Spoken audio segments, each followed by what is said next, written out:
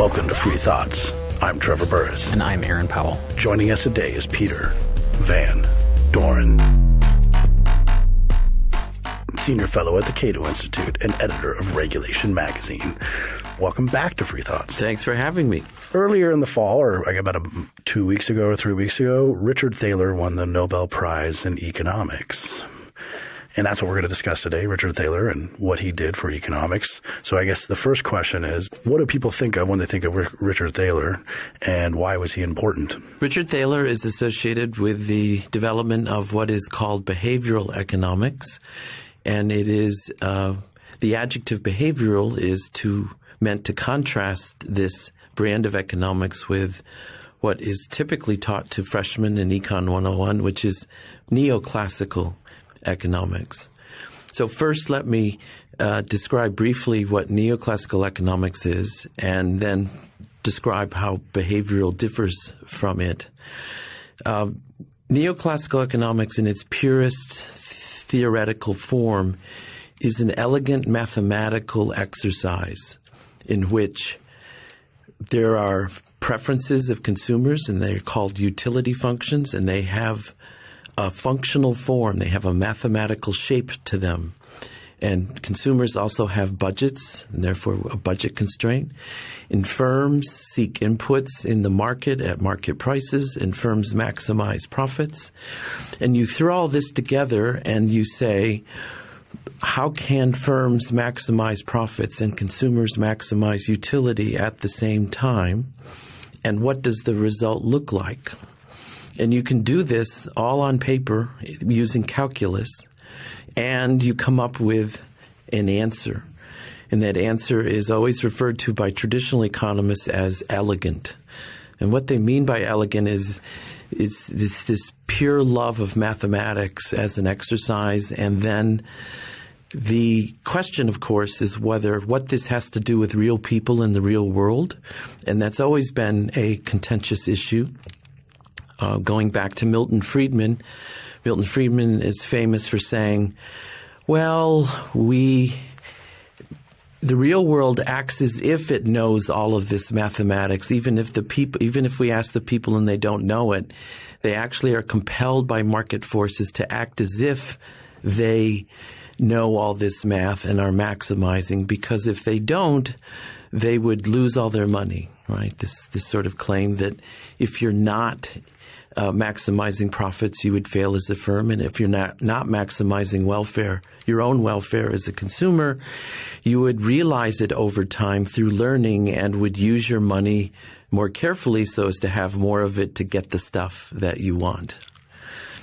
Behavioral economics is rooted in psychology. It originally started as a critique by social psychologists of economics. And this has as much to do with the sociology of academic conflict as anything else. So economists, to be honest, tend to lord over the social sciences in the university. Because they have math? And in part the math. And they argued that other parts of the social sciences didn't have, and I use quotes here, a rigorous theory of behavior, i.e. math. And thus sociology and psychology talked about people, but economists really modeled behavior.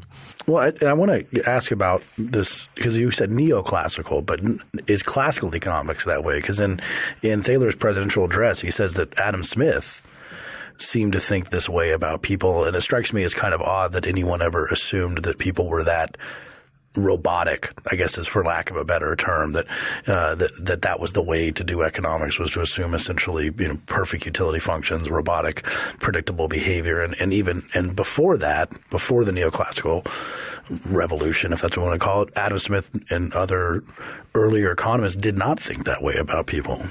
I think that's fair to say. I think Thaler's typology of the break of neoclassical economics from something called classical, or whatever term you want to apply, I think that's fair.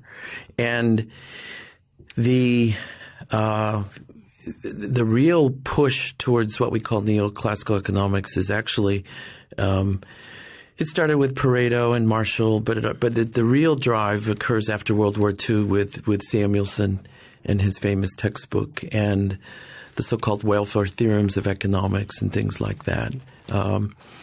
So again, the behavioral critique starts out as a critique coming from social psychology, but then and Daniel Kahneman won the Nobel Prize earlier for that portion of it, and his colleague Amos Tversky was deceased and therefore could not win the award, but was also a co-author with Kahneman of all of this stuff.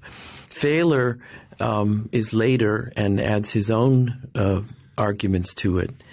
And basically the critique is the following, that people make systematic cognitive errors that are not consistent with the maximization and figuring everything out mathematically framework that is the heart of neoclassical economics. And now let me give you and each of these cognitive defects has a paper associated with it, or papers, and they're rooted in experiments done with undergraduates. So this is so people should know that behavioral economics is very related to and developed from what's called experimental economics, where you don't go out and study firms and consumers, but you actually take typically undergraduates, have a control group, an experimental group, read them a series of instructions and see if they figure things out in the way that neoclassical economics suggests. And each of these defects has a name to it, and I'll give you three. One is the endowment effect. So on previous discussions we've had, I've mentioned Ronald Coase and the Coase theorem. The Coase theorem says it doesn't matter what the distribution of property rights is to start out the game, as long as you can freely transact and you can trade these things. It doesn't matter where you start out. We'll always end up at an efficient result, but the distribution of wealth will be different because we started out at a different place. The endowment effect says the willingness to pay for something versus the willingness to accept for something, i.e., do you have it, and then how much would you demand to give it away? In the Coase theorem, that's the same as how much are you willing to pay to get it from someone else. If those two prices differ, if the willingness to pay and the willingness to accept differ, then distribution of rights and where you start out the game affects efficiency where you'll end up. So the endowment effect papers argue that the Coase theorem doesn't work. Is that on the endowment effect? Is that, and we can get more into this later. Well, unless we want to go through all of them, let's stick to the endowment effect here. Is it would we call that irrational, or would we call it just something that makes Coase not work the way that people thought? You're making faith. It's like, because I mean maybe people just is it okay to care more about losing something than gaining it? Yeah, loss hurts more. Yeah, I don't want to use. I'm uncomfortable. As just me personally, I don't want to traffic in the terms rational or irrational, and rather stick to, for the Coase theorem to work as a theory of outcomes, the willingness to pay and the willingness to accept must be the same.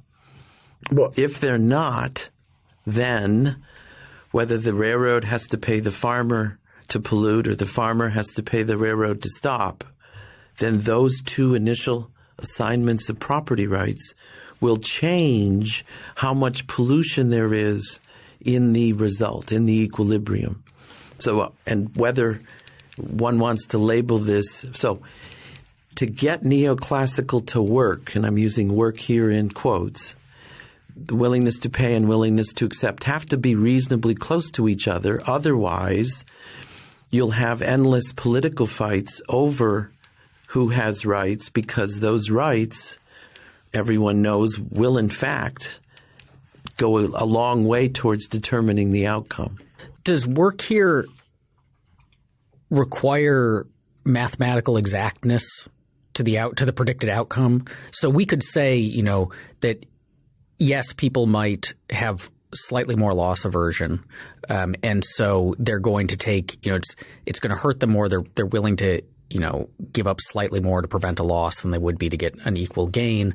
But if that slightly is only really slightly, then could we still say that the Coase theorem works, even though, like on the tiniest margins it may be off a little bit, but in the aggregate on the whole it still is going to come out awfully close to what it predicted? That is an empirical question. So in the real world, that's Aaron's arguments are all possible. So once the results are not exact, then we're into utilitarian land where we have to evaluate outside this whether the results differ enough so that they matter for whom. And then that's, i.e., if you're an environmentalist, you might say this matters enough so that I want the right to have clean air to start with. I think it is – I do not want to have to pay for it. And I think it's – then they would introduce the term morally wrong or something. They would introduce some philosophical adjective to say, by golly, I think this status quo that I want is a whole lot better than the one you're proposing because – and we can avoid – see, in neoclassical, you avoid all those arguments if it doesn't matter at all. But once you introduce the possibility of it mattering, you then are into, let's call it an ascientific world where we have to have a back and forth of how much all of this matters or doesn't matter. Did the Coase theorem – maybe this is a typically ignorant Trevor question about economics, but does the Coase theorem, as I understand it, even as it was formulated and written about, does it ever really work in the real world? Because you also have to postulate zero transaction costs, which is not a thing in the world. I mean, and Thaler makes this point, and this is one thing about Thaler is always confusing. I couldn't figure out how much he's actually adding to the discipline because either neoclassical people were postulating these sort of frictionless universe physics problems, which Thaler makes this point in this presidential address, comparing it to like you have a theorem and here it is, there are no transaction costs. So that's a frictionless universe. And you start with a frictionless universe and then you add in noise and then you see how much you can control for the noise. And you make a comparative analysis about, well, generally speaking, we want people to be able to trade to make, property rights or to be able to make themselves better off. And there are going to be some difficulties there. But as Aaron pointed out, it might be on net better. But I guess I'm just trying to ask, why did anyone ever think the Coase theorem described reality? Because it just doesn't. It describes like a computer program about people being able to make transactions instantaneously without transaction costs. But it doesn't describe reality. Good question. We haven't got to this yet, but we're getting to it, which is there's underlying political disagreement lurking in our questions, which is in a neoclassical world, if everything works out the way the theorems say, then the role for government, then the possibility of collective action improving, and I use that in quotes, improving welfare of anyone is zero. So it would be a perfect, well-oiled machine of which everything went to their highest and best use, and all optimal, it'd be Pareto optimal, and everything along those lines, and government would have no. Well, and then the only role for government is not to make markets more efficient, but simply distributional, i.e., who ought to have rights and why, and should we ever tax some people and give it to others, as opposed to claims that if I do this, pass this law or put this tax in or put this regulation in, I can improve welfare or make people better off. That language is much less possible in a neoclassical world or more limited, whereas in a behavioral world where people are making errors all the time, the possibility then for better informed government regulation to improve welfare is very large. And that even though I'm trying to keep that out of the current discussion, that's actually lurking beneath all this discussion. She said there were 3 of these cognitive biases that we were going to talk about. So we had the endowment effect. The second is hyperbolic discounting, or translated, this is making errors from a conventional accounting economic point of view between choices in the distant future and choices in the near future and choices in the present. You described when we were hanging out socially, you said that that's what drug addicts do. I mean, that's like the economic term. The economic term for what drug addicts do is hyperbolic discounting. Which means right now, the pleasures of this is what I really need, and anything else in the future is irrelevant. I'm not going to worry about the hangover. Yeah, well, exactly. It's actually a little more. Hyperbolic discounting is not getting the near future versus the distant future correct. It's not just present versus. It's actually caring about next month a whole lot more than caring about 5 years from now, and that's in a present value normal accounting framework. That leads to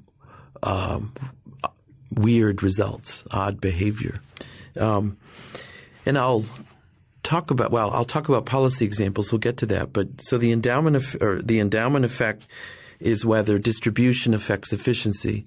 This discounting effects, broadly construed, is there's a lot of policies that are alleged to help consumers save more and do things for the future. A lot of climate change discussion hinges on this distinction as well. The third cognitive error. Well, just to clarify, so you mean that if people who are trying to get us to change our behavior for climate change are saying that, if we prefer a new gas guzzling car in the short term without looking at the 100 years in the future, then we're hyperbolic discounting. Yes, we're not getting things. We're drunk right. on oil. We're like drug addicts for oil, yes. Basically. Okay. The third cognitive error is called optimism bias. It is the belief that bad things happen to other people, but not to you. And it's true in my life so far. So I'm just running that. I'm pretending. I think it will continue to be all good things that happen to me. It's also called young people. Its real world alleged result is the lack of demand for insurance. Lots of, from a neoclassical point of view, people seem to underinsure. They do not buy products that exist that would allow them to buy the mean of an outcome and reduce the variance that might occur.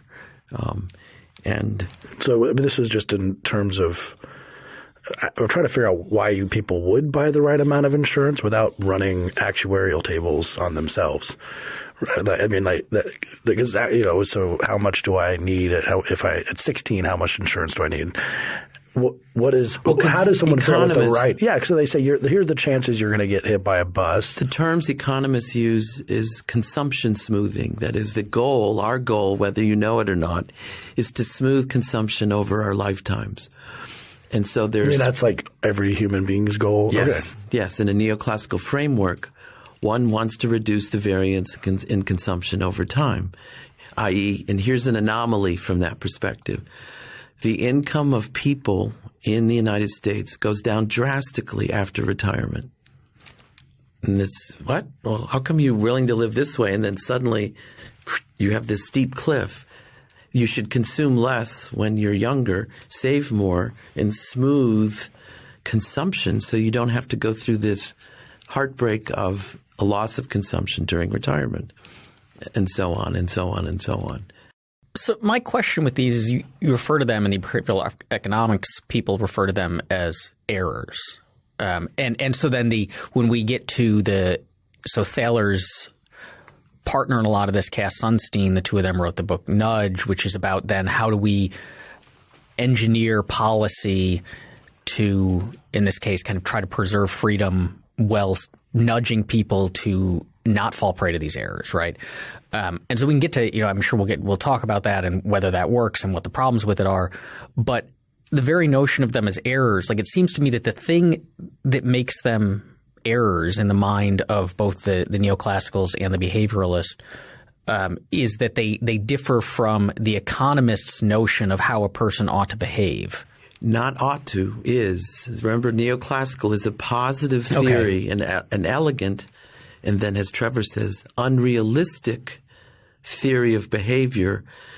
But the whole unrealistic part, when you're within an economics department of the old school, you forget about in the way that I was taught, pretty much fades away. I mean, I was looking at econ lectures online this morning in preparation for this. What are people taught now?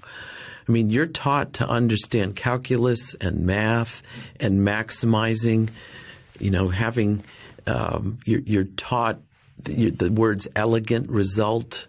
You learn Arrow-Debreu theorem, which says if we have complete markets for everything and people do everything right, then welfare is maximized. That et cetera, et cetera, et cetera. And then you learn deviations from that later on. But even though it's a positive theory of behavior, there is this underlying ought kind of lurking, but technically ought isn't part of it. So, right, but when we talk about something like hyperbolic discounting, we're looking down our noses at the people who, so you just said, like, why do people, people seem to get this cliff when they hit, and what they would prefer is this. Why don't they prefer this?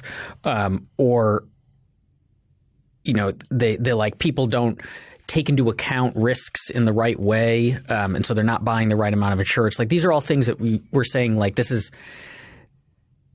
like incorrect behavior. Yeah, I don't think – I mean, we haven't it's almost impossible to talk about it without instilling that value claim into it. And I guess – so the question that I have is why at the very beginning, why should we accept the economist's notion of human rationality or utility? Like, maybe people deviate from this stuff simply because the economists got it wrong. That, people actually – that they do prefer stuff now over the future, and that's perfectly okay, and there's no good argument against it. It just clashes with the economist view of how people – like, economists aren't like the rest of us. And let me add, like, a color on that, which is just – it seems like the neoclassicists all want us to be squares. Right. I mean, basically, like that we don't go skydiving, or we're going to jump our motorcycle across a ditch, or smoke, or eat a burger. I mean, Evel Knievel is he irrational in the neoclassicist model? Okay, let me start to respond. First of all, it's hard to Did we ask the same question, or do we have different questions? Different. Okay, this is part of our confusion. This is why we bring Peter on. Let me go to Aaron's for – and I was actually going to deal with this at the end rather than okay. I apologize for because I wanted to get there, which is the goal of either neoclassical or behavioral to actually just implement people's preferences. Allegedly, certainly neoclassical is. Behavioral says it is because cognitive errors prevent people from implementing what they really want to do because they don't know how to do it. They don't know how to do present value discounting calculations correctly. So we need to educate them about how to do that, and or create default conditions so that they're kind of steered into that.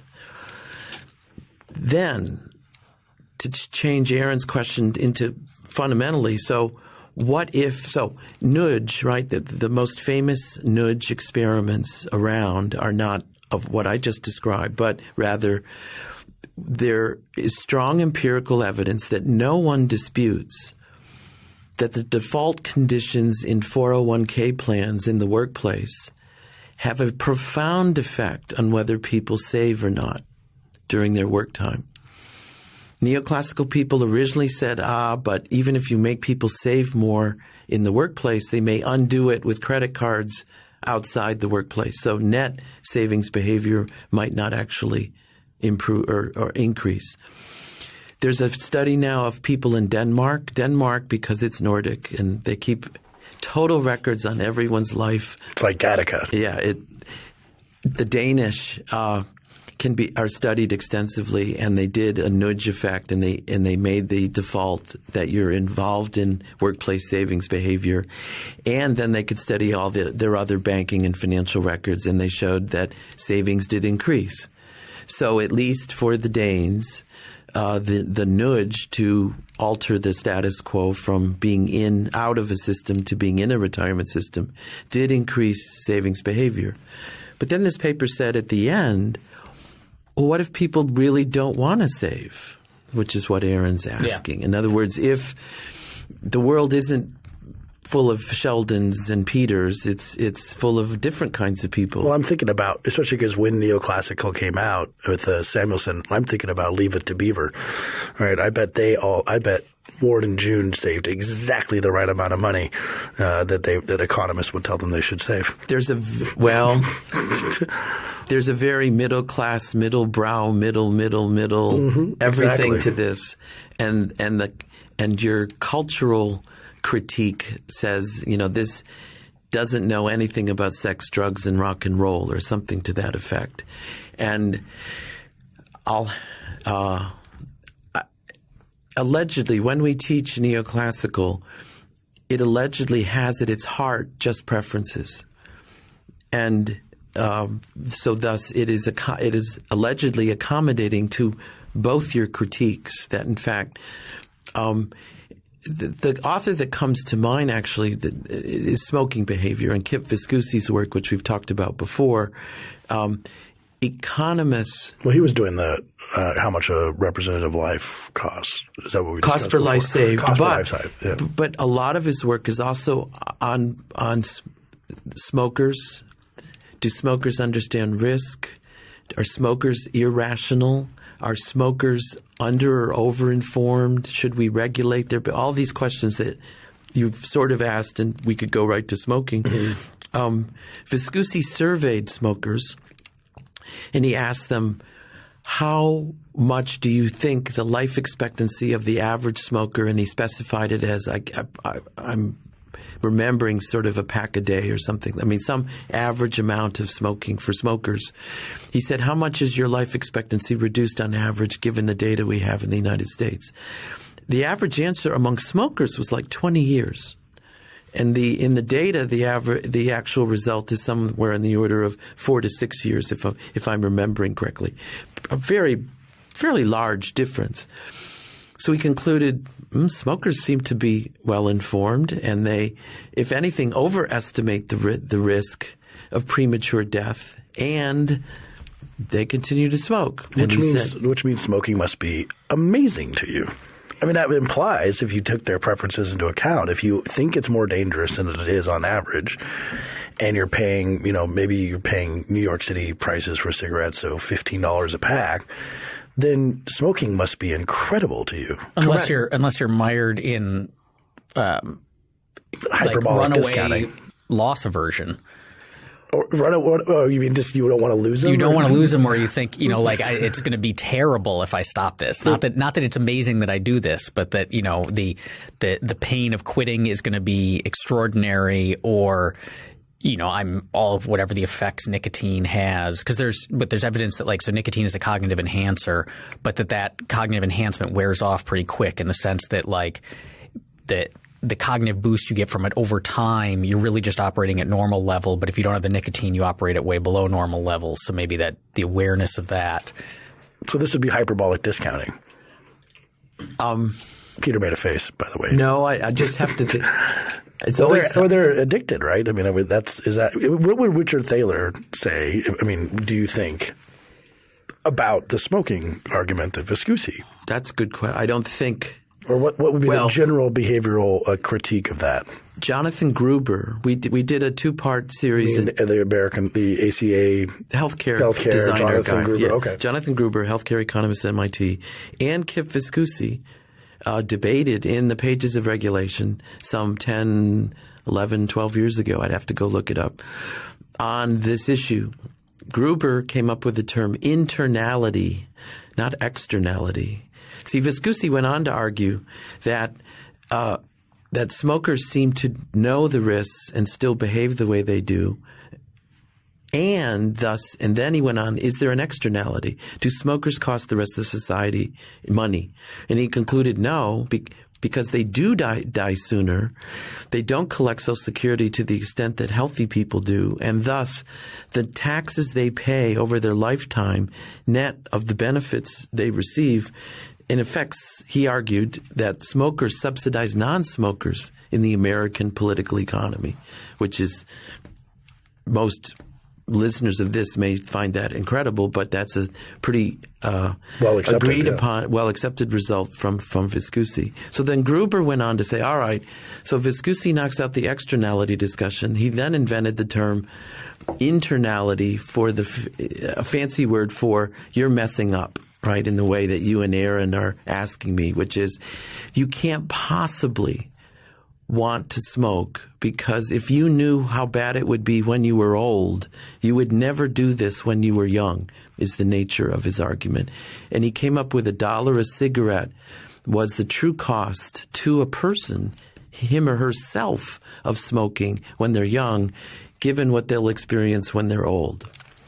So I will put the site on with this podcast. We'll put it in the show notes, yeah. Then Tom Fiery, the managing editor of Regulation, who has a master's degree in philosophy, wrote, who's the more valid preference, the younger self or the older self? Who, in other words, if discounting involves cost to you in the future versus benefits to you in the present, what's the appropriate philosophical status of the older self versus the younger self if they could even talk to each other, which I guess, is that sort of what you're asking me? I mean, to some extent. I mean, or the older person simply, if you're smoking during your youth and going to rock and roll shows and having lots of sex and all that, like maybe that, there are problems later, but you still get to look back on your youthful days and the memories of them. So you end up in like a total recall style argument that, you're paying an upfront cost for memories that you're then going to be able to enjoy, well, ongoing.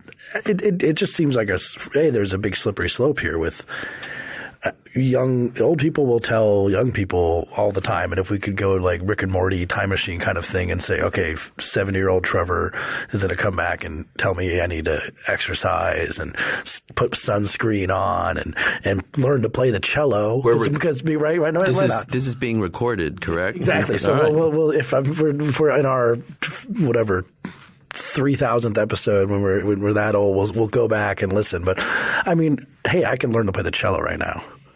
That would probably give me great pleasure in the long run. It's like parents tell kids, "We'll make you learn the piano lessons, right? Because you're going to love playing piano when you're older." So the problem with that is that had 7-year-old Trevor done all of those things instead of all of the things that 7-year-old Trevor did, then nearly 40-year-old Trevor would be totally lame compared to the current. Exactly. It goes back to my Leave It to Beaver example. I don't want to be lame. I'm fairly lame. No.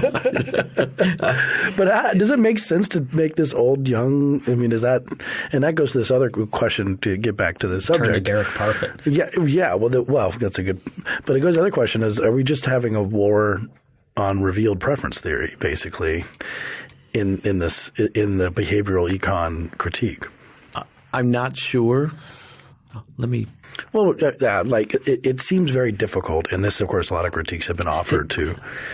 Despite the math, I mean, when economists do math, it's very precise. When we switch to economists using language to describing, or me using language to describe what math is or isn't doing, we're switching to a different realm. And as I said earlier, economists don't like language.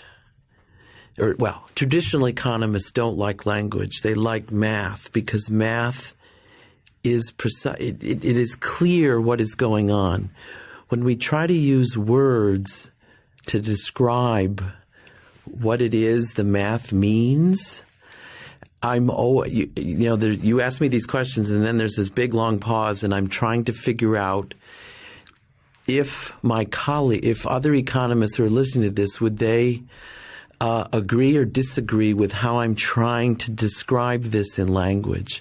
And I'm worried that they'll disagree because I'm getting a little aspect of it wrong. Oh, no. I wouldn't worry about that because I think that we are trying to smuggle in what you've implied. And we'll just say, we can say right now, the politics of the matter, right? Any of Peter's errors in this hour of conversation are the fault of Trevor and me. Exactly. Yeah, but we'll put that disclaimer on. But I think we're also trying to bring up these inherently political parts of this, which if you're doing this sort of mathematical econ, you turn. I think if everyone were honest on both sides, that's lurking. And I'll give you some quotes. I mean, Thaler was president of the AEA and had a presidential address in January. It was published in the AER. And I'll give you some quotes. This is his rip-roaring defense of behavioral economics. He basically tells neoclassical traditionalists, it's over, you've lost, get the F out of my way. No, I mean, I read this and I talked to my colleague Jeff Myron and I said, wow, this is a take note. This is not a professor with a pipe talking about his life's work. This is we won, you lost, go away. I'll give you some quotes.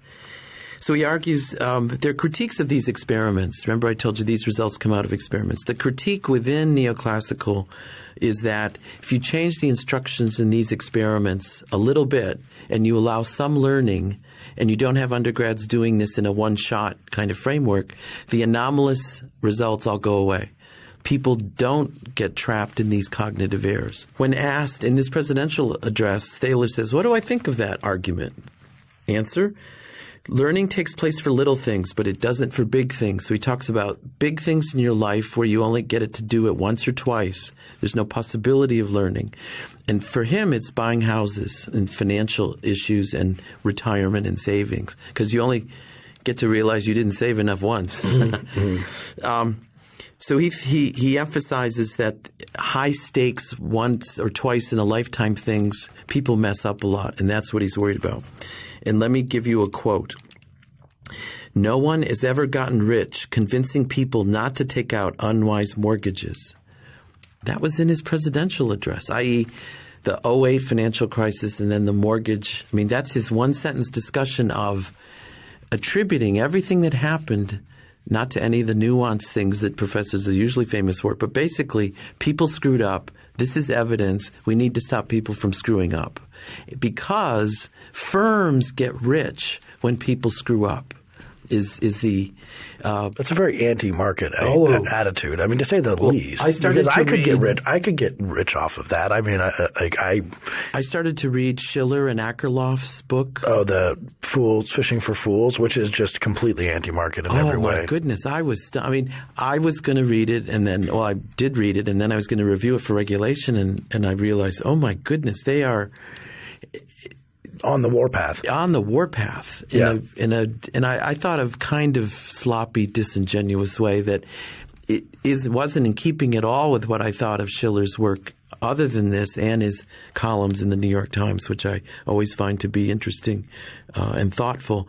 This book was a kind of left-of-center rant in the way that some of our stuff is right-of-center rant. I understand what you mean. Nobody's well served by either of these things, in my view. But I was again taken aback by how when outside of the journals, when allowed to show the colors, my goodness, I was sad to see that some of my colleagues' views of left-of-center economics seemed to be confirmed, that they weren't in it for this elegant theory of behavior that I've been describing. Rather, people mess up. Firms make them mess up. They need help, and government's going to give it to them. It's highly paternalistic, and their attitude toward people seems to be pretty insulting. Well, this makes me think of – so I, a few months ago, attended a Liberty Fund symposium on Sunstein and Thaler.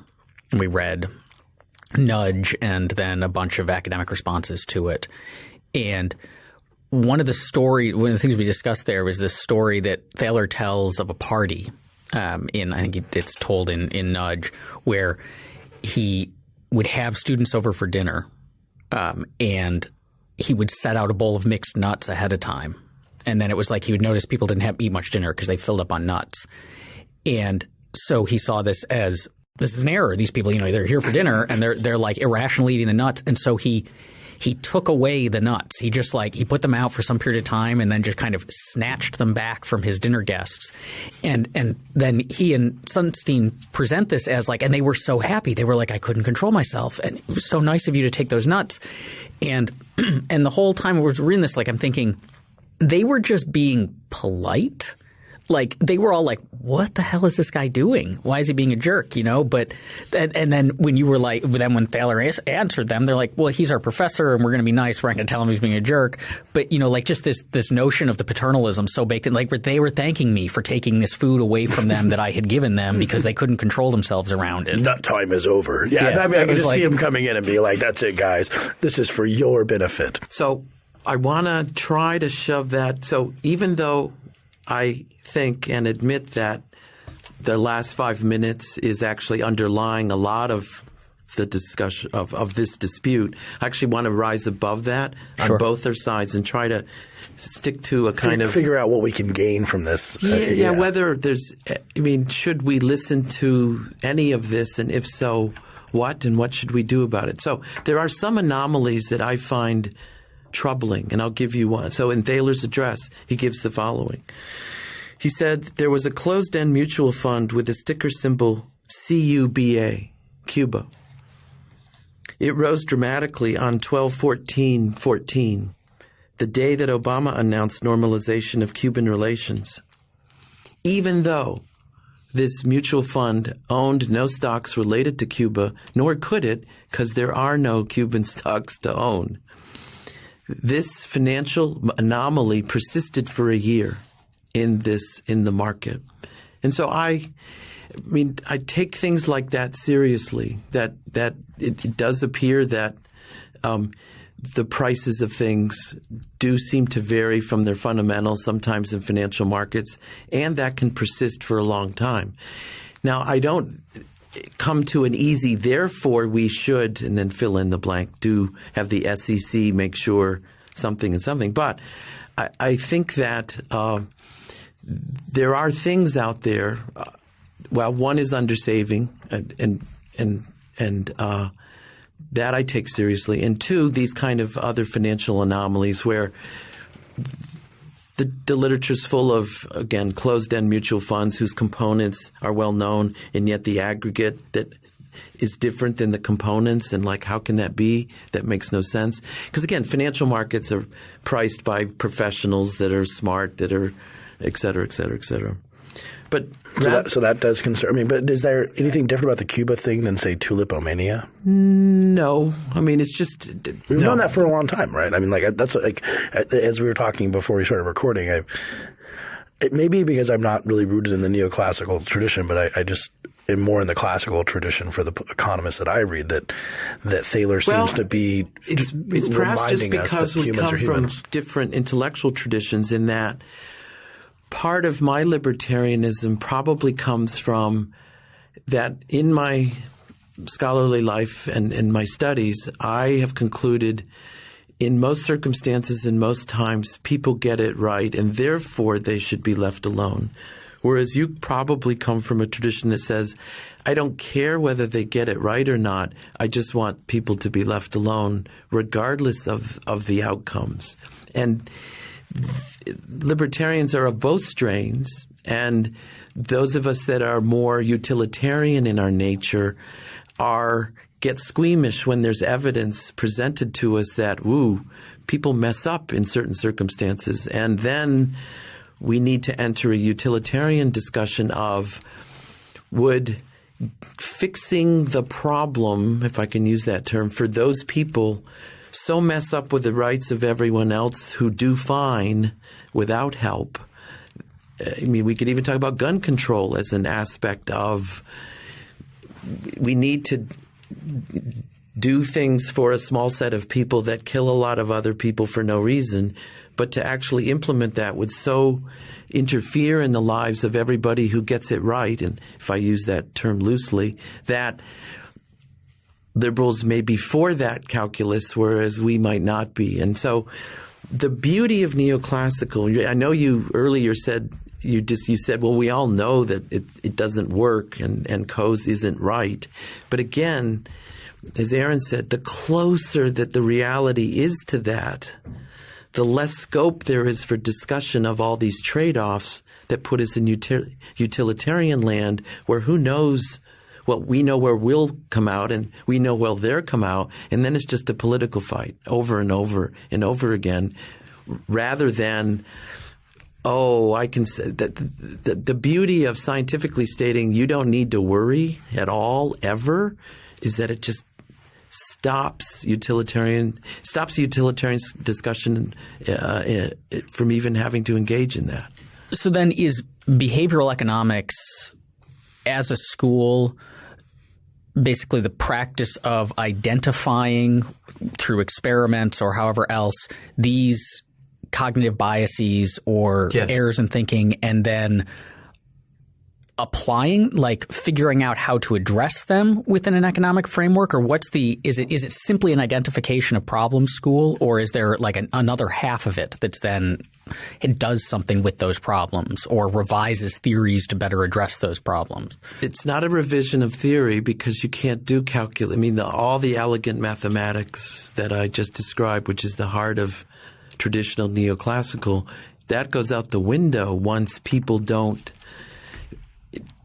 do these things in a mathematically elegant way. But does the not doing those things, is that something that you can bake back in? Like, so you're changing like your utility function curves because now we know that people discount in a different way?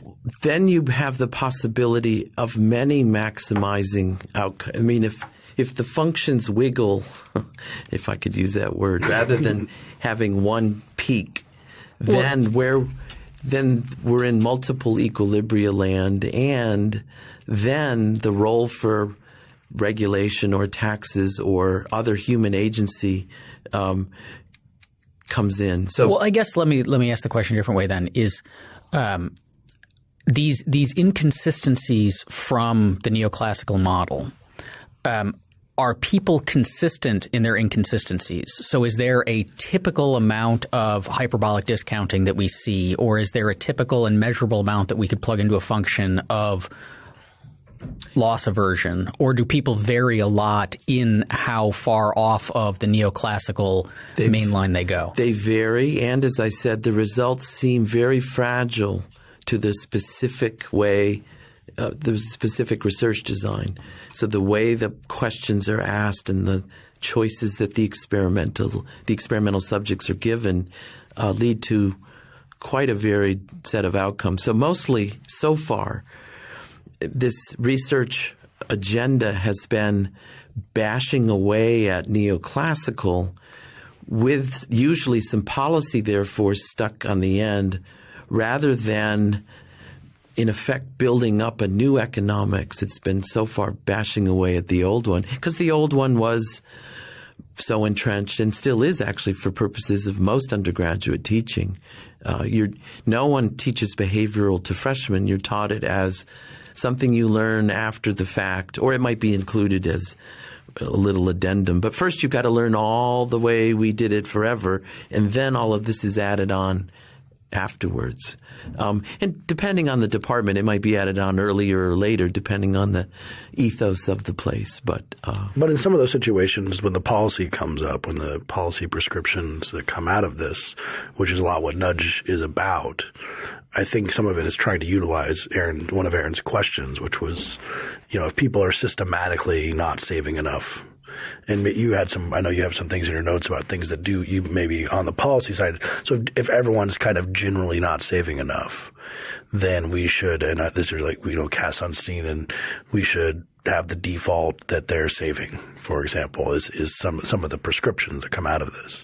So the default architecture is the term of art, and it is pitched at us. I mean, the good news is many, many people now take Cato very seriously as an intellectually sincere place, and thus Thaler and Sunstein and many other behavioral economists say even libertarians should not object to altering defaults as long as the choice to change is free and not transaction cost filled. All you have to do is go down to human resources or, whatever it is we're talking about. You have an easy, clear right that will be articulated to you that you can sign here and then be exempt from whatever it is we're nudging you into. The quote, even libertarians should find that unobjectionable. And so I could talk about.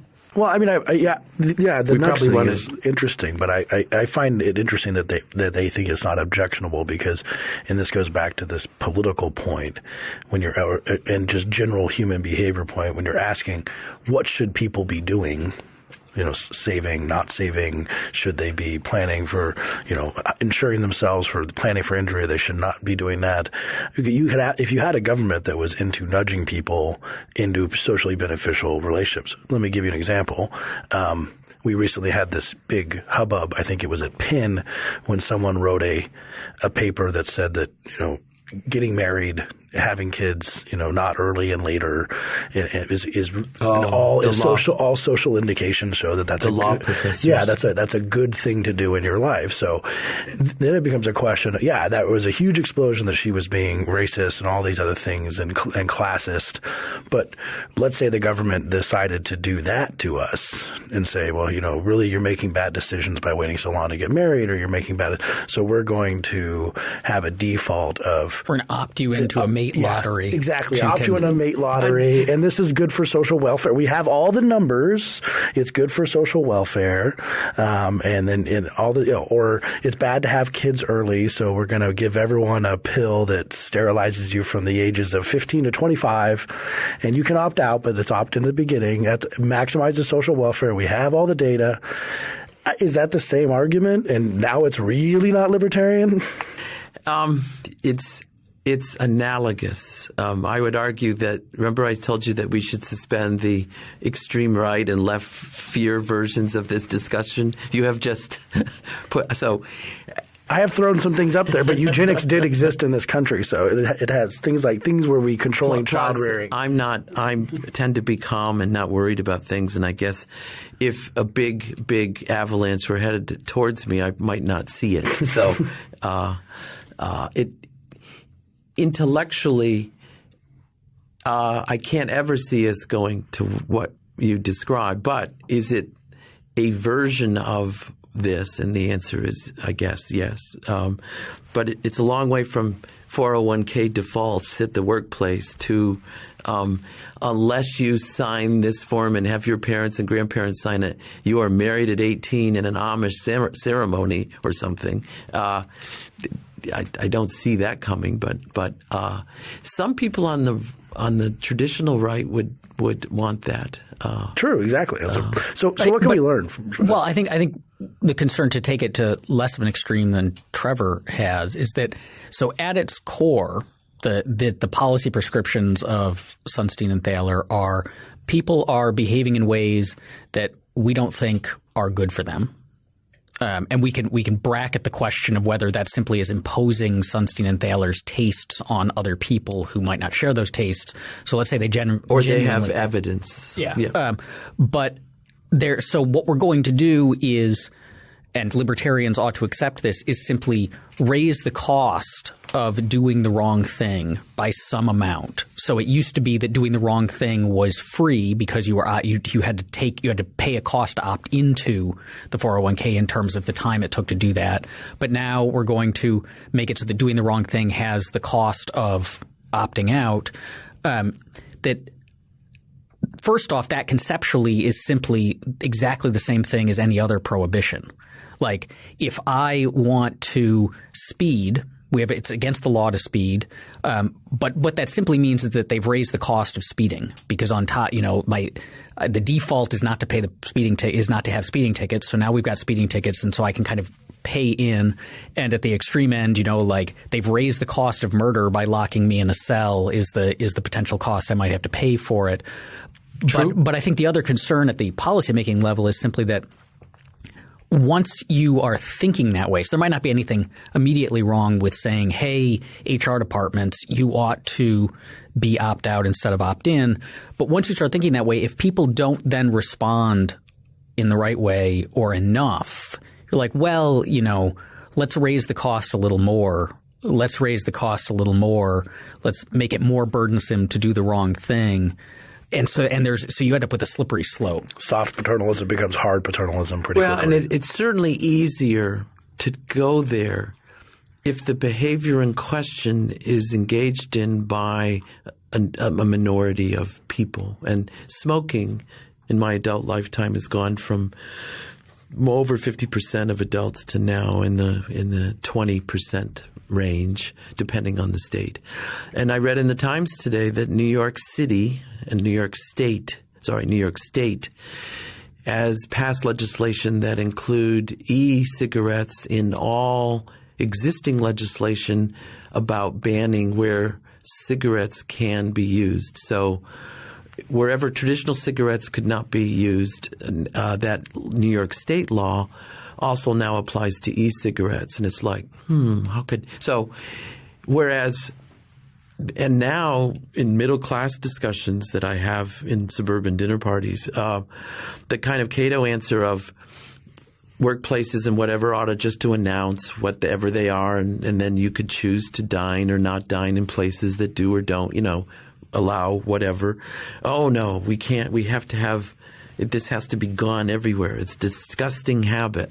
It's like, okay, I get that once 80% of the country believes one way and 20% does another, then the 80% loses perspective. And so your arguments are it's – look, I mean, the example against me, where I said don't worry, is in my lifetime we've gone from smoking being what my parents did to smoking being the most reprehensible thing that any middle-class family could ever do. And if they went to a parent-teacher conference and lit up, the teachers would call the social workers and have their kids taken away. I mean, I can conceive of that. So with Thaler and the Nobel Prize in behavioral economics, we've criticized a lot in this episode, but what should we learn from it? Well, libertarians believe choice is important, and don't be lulled into thinking that slight alterations of the freedom of choice are slight, that you got to be careful, and slight can turn into a lot. And the smoking example that we discussed at the end seems to be an example of that.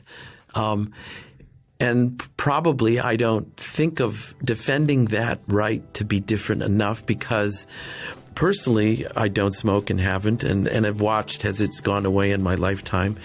And I'm glad it has because I used to go to collegiate basketball games and you couldn't see the court because of the smoke. And now you can actually watch the game. So that's a good thing. But for the people who do like to smoke, their life is now hell. And I don't fully appreciate that enough in what they have to endure and scorn from the rest of us and the state. Thanks for listening. This